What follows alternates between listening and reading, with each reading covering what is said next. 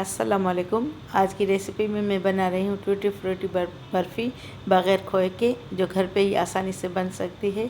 ये 10 मिनट में टोटल बन जाती है। तो आइए रेसिपी स्टार्ट करते हैं। मेरे चैनल पे आप नए हैं तो मेरे चैनल को सब्सक्राइब करें और बेल आइकन को दबाएं ताकि मेरी हर नई वीडियो का नोटिफिकेशन आपको सबसे पहले मिले। टूटी फ्रूटी बर्फ़ी बनाने के लिए ये मैंने आधा कप चीनी ली है। इसको फ्राइंग पैन में डालेंगे और ये आधा कप इसमें पानी शामिल करेंगे। ये देखिए, ये 1 कप की मेजरमेंट है, 1 कप है, लेकिन ये मैं इसका आधा ले रही हूँ। चीनी भी आधा कप ली है और पानी भी आधा कप। अब चीनी को इस वक्त तक पकाएंगे ताकि जब तक ये शीरा एक तार का ना बन जाए। आप इसको हाथ से चेक कर लीजिएगा कि एक तार बना। ये थोड़ा सा गाढ़ा हो जाएगा तब तक इसको पकाएंगे। ये देखें, चीनी भी अच्छी तरह मेल्ट हो चुकी है और थोड़ा सा ये गाढ़ा हो चुका है शीरा। अब इसमें ये मैं 1.5 कप पाउडर मिल्क शामिल करूँगी।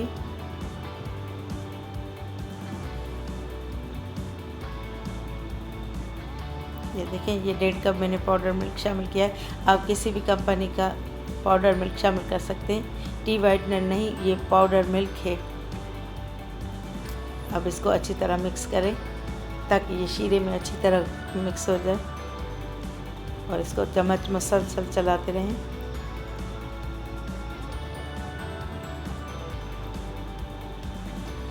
ये खुद ही मेल्ट हो जाएगा शीरे में, आप खाली इसको मिक्स करते रहें। ये देखिए, इसको मसलसल इसको मिक्स करते रहेंगे ताकि ये अच्छी तरह पक जाए। इसमें जल्दी बन जाता है, इतना ज़्यादा टाइम नहीं लगता, खाली इसको सिर्फ चम्मच हर चलाना पड़ता है मसलसल। इसको मिक्स करते रहें ताकि ये नीचे से लगे नहीं।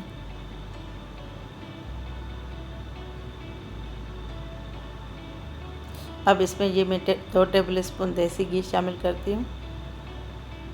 अब इसको मिक्स करेंगे।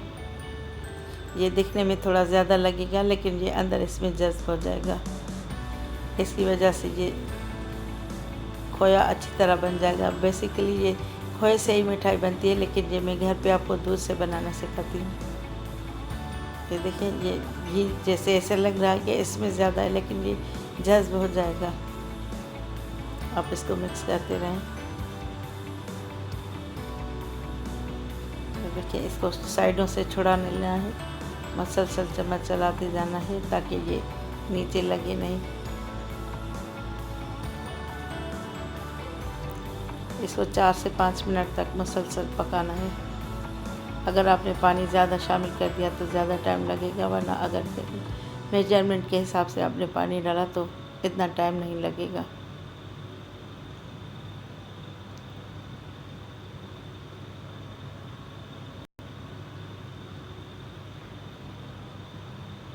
अब ये देखें, ये सिमटता जा रहा है, लेकिन इसको थोड़ी देर और पकाएंगे ताकि ये अच्छी तरह इसकी मिक्स हो जाए और सिमट जाए।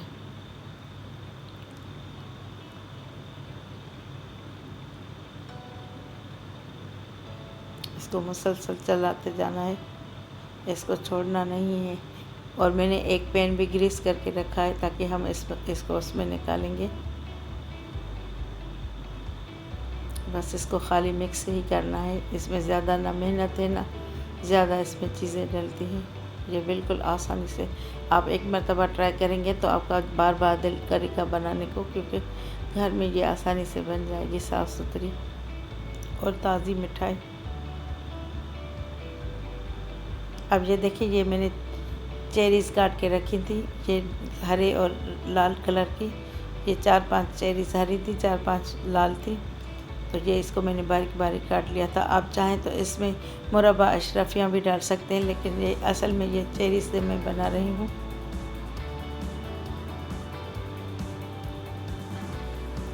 अब इसको मिक्स करते रहें, 2-3 मिनट मज़ीद इसको पकाएंगे, फिर मैं इसकी आंच बंद कर दूँगी।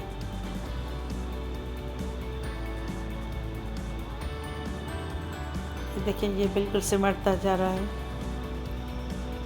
ये ऐसा महसूस हो रहा है कि ये अब सही हो चुका है, फाइनल हो चुका है। अब मैं इसकी आंच बंद कर देती हूँ और इसको पैन में निकाल लेती हूँ।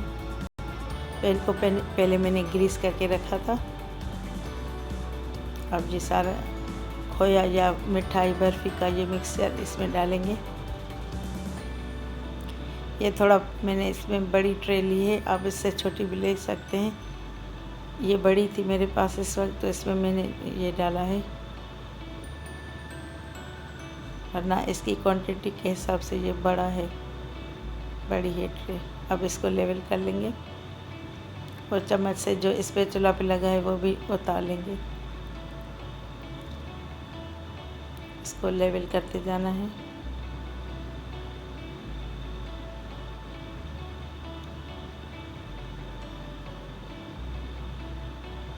अब मैं इसमें पूरा निकाल लेती हूँ और थोड़ा सा टैप कर लेती हूँ ताकि ये स्मूथ हो जाए, या फिर आप इसको चम्मच को घी लगा के फिर उससे भी सीधा कर सकते हैं। अब ये मैंने ठंडा करने रखा था, अब ये ठंडा हो चुका है। अब ये इसकी मैं पीसेस काट रही हूँ। पीसेस आप अपनी मर्ज़ी के मुताबिक छोटे बड़े कर सकते हैं। ये ठंडा हो चुका था तो थोड़ा इसलिए मुश्किल से हो रहा है, वैसे आप पहले थोड़े से कट लगा के फिर भी आप इसको कर सकते हैं।